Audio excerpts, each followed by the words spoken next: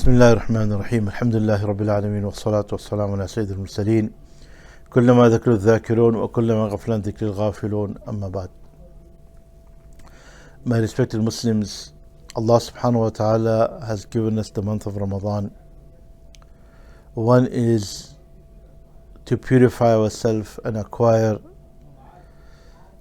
Taqwa, which is spiritual enhancement. And the same manner, Allah subhanahu wa ta'ala also, He wants us that we purify our wealth. And a common practice in the Muslim world, considering a virtuous thing and considering that most of the time people give out their charity, their zakat in this time of the year. And what is zakat? And who is zakat fard on? And who is eligible for zakat? These are the three questions which are generally people want to know about. Like salat is fard, in the same manner zakat is fard. Every person who holds the value of nisab, in today's market, $500. Anyone who has in his account $500 over 1 year period of 1 year, Maulana Patel, one Islamic year, who has that amount of wealth in his possession, is considered Sahib Nisab, a person who is considered wealthy in the Islamic terminology. So this person, because at the time of Rasulullah sallallahu alaihi wasallam, the value of gold and silver was same, but now it fluctuates. Today's, if you take out zakat according to gold, it's $5,656 for the nisab, and if you take it into silver, it's $500. So the ulama say that $500, the scholars agree that the amount which make it fard on a person is $500. So $500 worth of cash anyone has, or gold, or other assets, stocks, or other thing which 1 year has passed, a person has to give zakat. Zakat is fard on every person who is mature, baligh, who is a mature person, and a person has to give his own zakat. Every person who has assets, if parents have put in their children's account that amount of money, then parents who are controlling their accounts, they have to basically give that zakat out. So zakat is fard on every person who possesses this wealth, and we should really sit down and really go over whatever we have. Zakat is not fard on your house, and zakat is not fard on your car. The basic needs of life which we use, zakat is not fard on that. Anyone who is in any field and trade, right? For example, a scholar, he has books, on his books, zakat is not fard. A person who is a handyman, he has tools, zakat is not fard on his tools, because these things are his trade tools. So zakat is not fard on that. In the same manner, a doctor who has a clinic, he might have very expensive machinery which he runs tests and all of that. On that machinery, zakat is not fard on that. In the same manner, zakat is not fard on diamonds, regardless, stones, precious stones, no matter how valuable they are, zakat is not on them. Gold and silver, yes, zakat is fard on them if it exceeds the amount. Example, a husband gives wife gold in dowry. Now, as soon as the wife becomes the owner of that gold, she is responsible for the zakat, not the husband. even that the husband gifted to her, but she is now, because now she is the owner of that zakat, of that gold, she is responsible for that.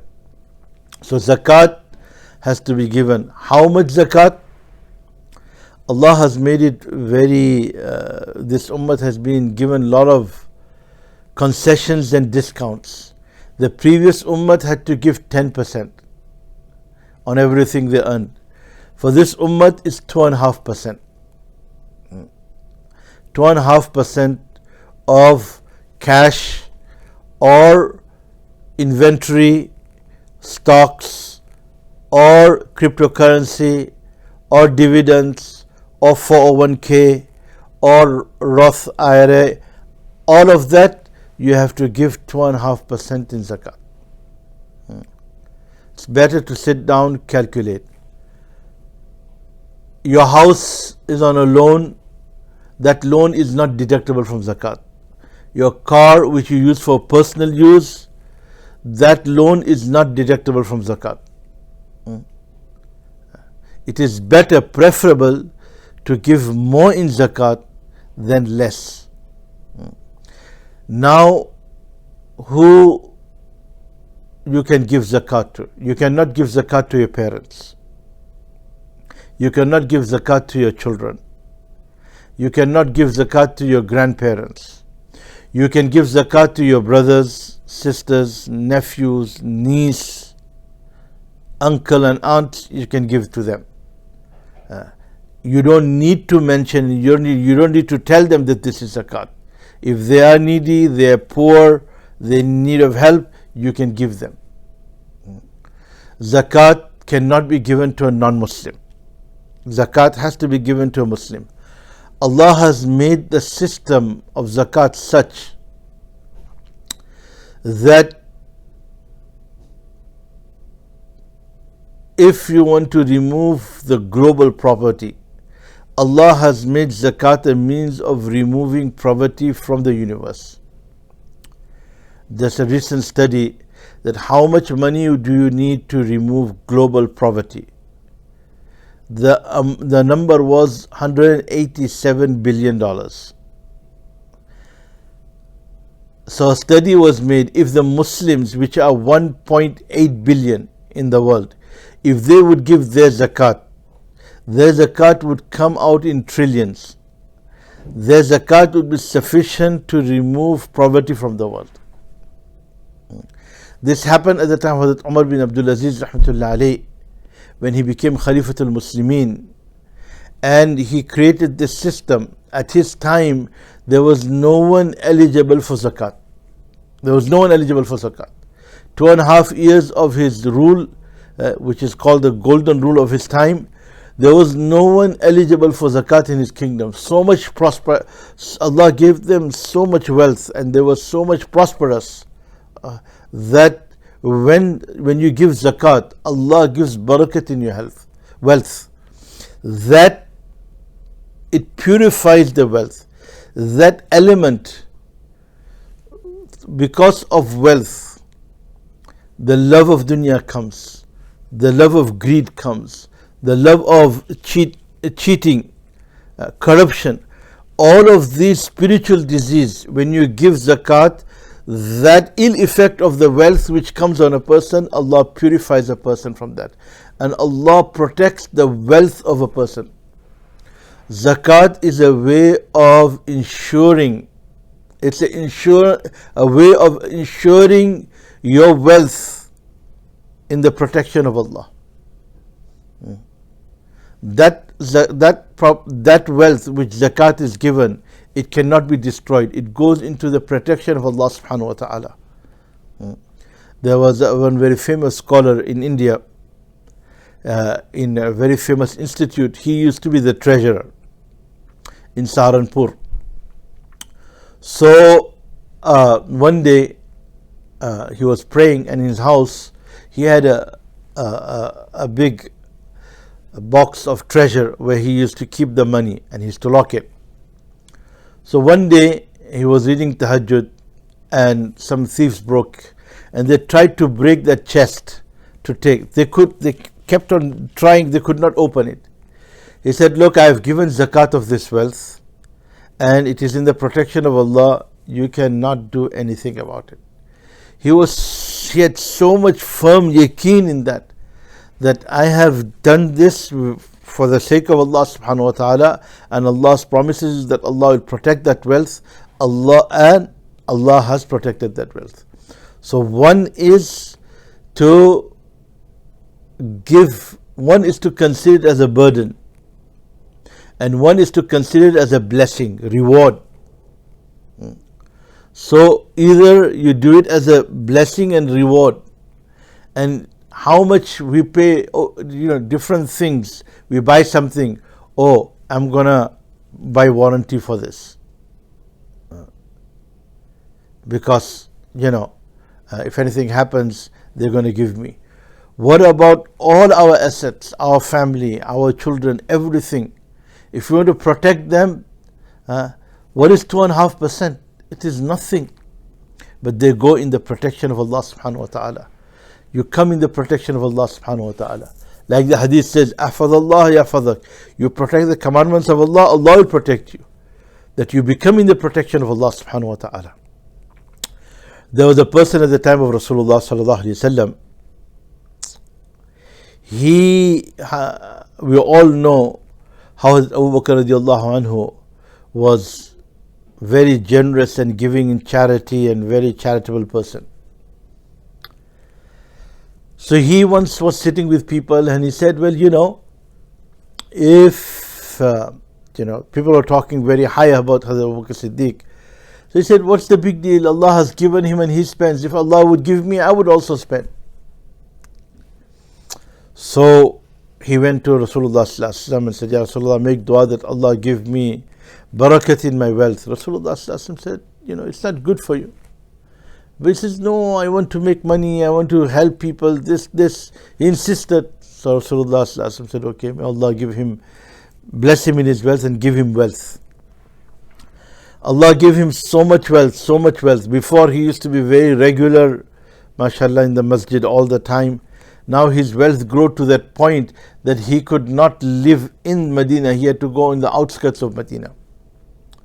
When he went to the outskirts of Medina, Rasulullah sallallahu alaihi wasallam sent someone to take zakat from him. So he said, oh, you want me to give zakat?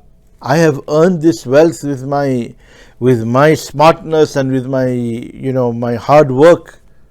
No one has any right on this. And he turned away the messenger of Rasulullah sallallahu alaihi wasallam. So when the messenger came back, he said, Ya Rasulullah, this was his answer.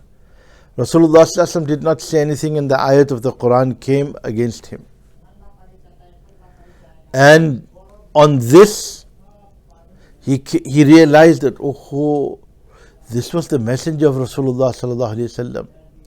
And this immediately he came, and Rasulullah sallallahu alaihi wasallam said that for you delaying your zakat and for you turning down zakat, Allah has sealed your heart with nifaq and kufr.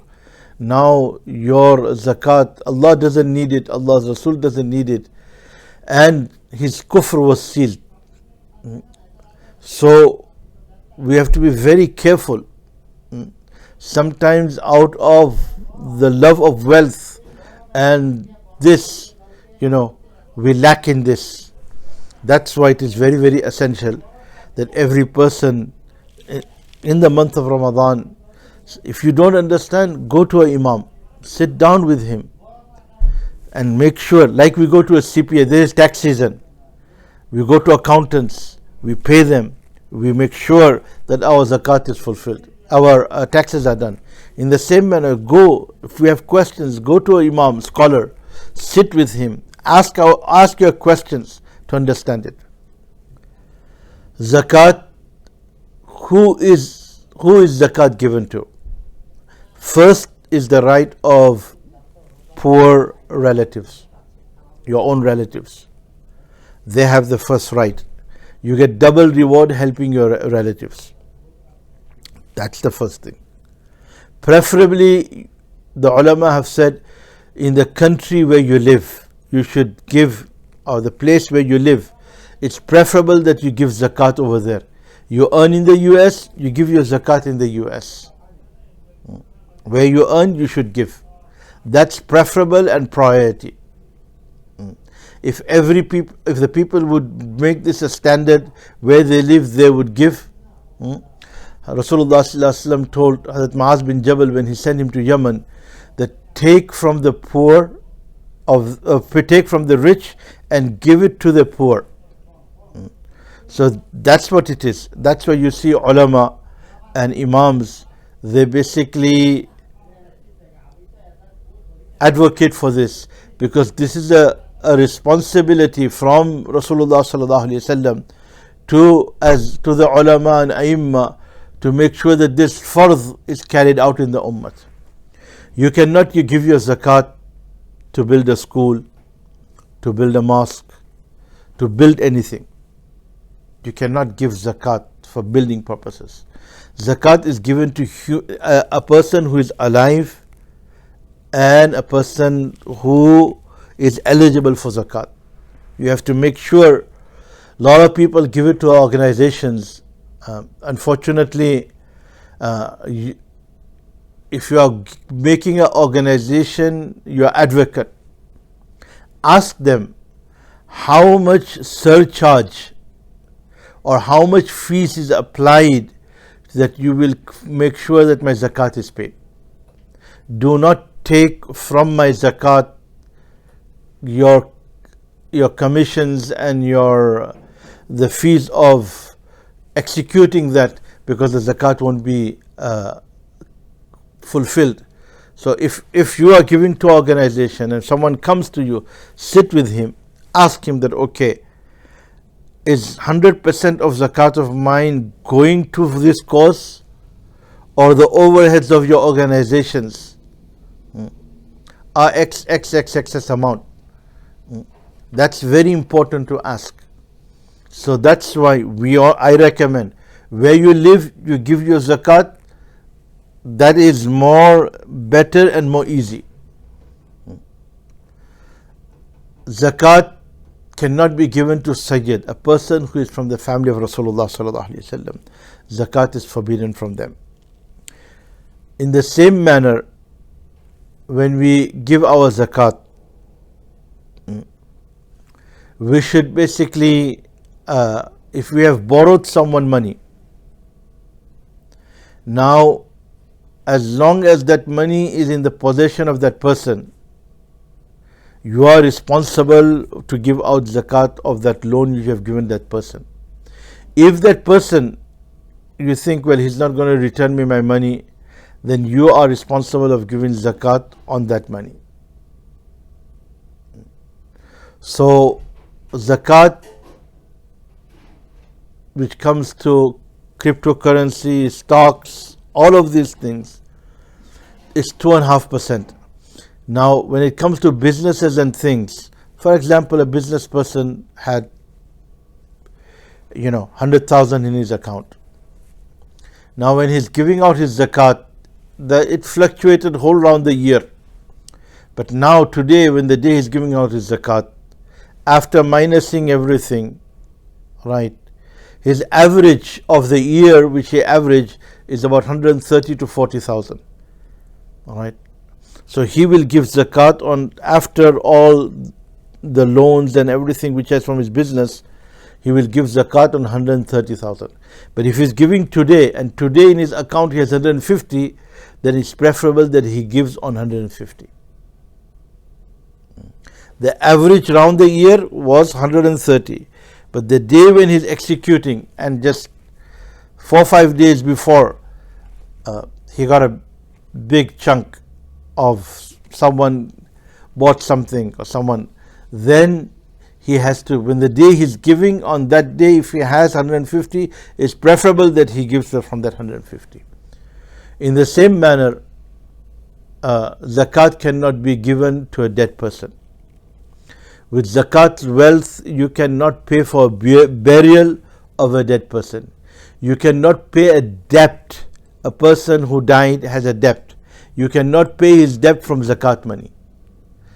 These are the things that we need to know about. It is fard on every person, like how salat is fard. So we have to learn what is fard in salat and how to pray the salat. In the same manner, it is fard on us, on whom zakat is eligible, to learn the farais of zakat, to understand what, where and how he has to give out his zakat. If he does not learn, he'll be considered sinful. And if any shortcoming occurs, he is responsible for. For example, you gave your zakat to an organization. They didn't pay your zakat. You are still liable of paying your zakat, because zakat is your fard, to look and search and make sure that it's given to the eligible person, a person who is eligible for. In the same manner, while we are talking on this subject, one thing is sadaqah fitr. We give out, every person who's fasting has to give sadaqah fitr on his behalf, on his wife and his family. Sadaqah fitr is wajib, and it has to be given before Eid Salat. The minimum of sadaqah fitr, minimum, is $10. And it can go on to 12 to 15. You might see some places $12, $15, according to the value of food. And it is better to give it out before Ramadan ends. Not that, okay, we're coming for Eid and last minute we're giving it. If any organization or anyone is collecting it, they have to make sure that that sadaqah fitr is given out before each salat. If it is not given before each salat, it becomes sadaqah, regular sadaqah. Your sadaqah fitr is still pending. Your sadaqah you will be sinful for not giving sadaqah fitr. These are the things that we need to sit with ulama, scholars, and learn about our deen. We learn everything else. MashaAllah, today the social media has so much information. So I request everyone, go to your local imam, go to a scholar who's knowledgeable, who knows about it. And I also request the CPAs and accountants that they should also take classes with scholars and learn about Islamic finances, so that they know that with their Muslim clients, they can help them and assist them and support them and give them the guidance of how to give their zakat. It's not just how can you be, you are helping a person to do his taxes. How can you also become a means of encouraging him to fulfill his fard, and you will get the reward of it. That all the businesses, all the accounts of the people who you handle, and you tell them and you encourage them and you show them benefits of that, Allah subhanahu wa ta'ala will give you the reward of that. So your dunya will be made, akhirat also will be made. That's why let's inshallah in this, and also talk to each other, encourage each other. Like we encourage each other to fast, we encourage each other to read Quran, and we should learn to give charity. Charity is something that will make you rich. The easiest way for a person to become rich is to spend in the path of Allah. People, when you talk to people, if I get 5% return, I'm fine. I want silent return. Why don't you spend in the path of Allah? 10% is minimum guaranteed, and 700%. Wallahu yudha'ifu liman yasha. Why don't we set an amount every month to give for your own local masjid? Set that, okay, I go to that masjid, I pray. The masjid has a right on me. From my income, I will set an amount that every month will go to the masjid. Spend your money on scholars.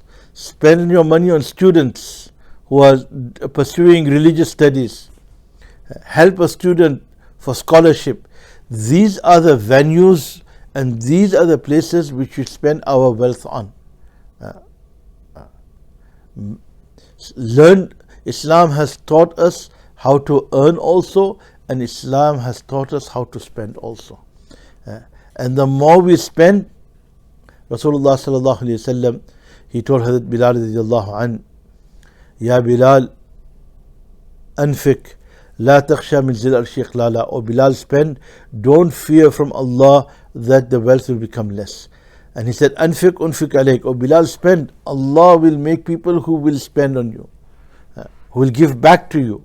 It's a return from Allah. وَمَا تُنْفِقُوا فِي سَبِيلِ اللَّهِ يُوَفَّ إِلَيْكُمْ. Whatever you spend in the path of Allah subhanahu wa ta'ala, it will be given into you in return. We should look for opportunities and seek for opportunities to make our akhirat. Rasulullah sallallahu alayhi wa sallam says, Ana wa kafil yatim kahatain. Me and a person who takes care of an orphan are like this in paradise. Ana wa sayal armila kahatain. A person, me and a person who helps a widow, it's like this in paradise. We should look for opportunities like this, so that we can give out and we can make our akhirat. Once we leave this world, what is going to go with us? Everything is going to be left behind. Rasulullah sallallahu alaihi wasallam says that when a person dies, inkata anhu amaluhu, all his actions are disconnected from him, except three things: waladun salihun yad'u lahu, pious children who pray for him; or ilmun yantafi'u bin nas, or ilm he left, he built, he wrote books, he taught people, he built Islamic institutes. All of this is ilm. He made Islamic Research Center. All of this is ilm, which people benefited. And in the same manner, sadaqatun jariyah. He, in our portfolio, we should have in our thing something which should make a foundation, or something which we set to give out, so our children can carry that out for us. This is something which every individual should think. It can be even little, very small, but something of good, where your children will see that yes, my father was helping this poor family, helping these people. It's something that your children will carry on as your legacy. It's something that we have to teach. This is where we earn, when we teach them to earn, and where we want to become them, make them prosperous. In the same manner, we want to make them people who are generous. Rasulullah sallallahu alaihi wasallam says that a sakhi, a wise person, wallah, a wise and a sakhi, who Allah gives him this, he's from the people of paradise. And a person who is miser, who holds back, he doesn't spend in the path. He can spend on weddings, and he can spend on entertainment, and he can spend on other lavish things, but he cannot spend on the cause of Allah, for the sake of Allah, for the good of Islam. That person, bakhil, a miser, Rasulullah sallallahu alaihi wasallam says that he is doomed to go to hell.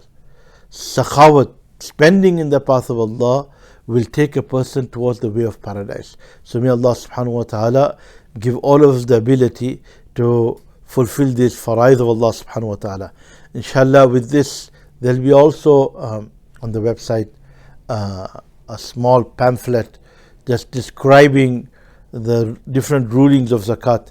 And if you have any questions and concerns, you can contact us, and inshallah we'll help you in the best possible manner as we can. Jazakumullahu khair. In this month of Ramadan, make dua for all of us, and make dua for all the people in the world who are suffering and struggling.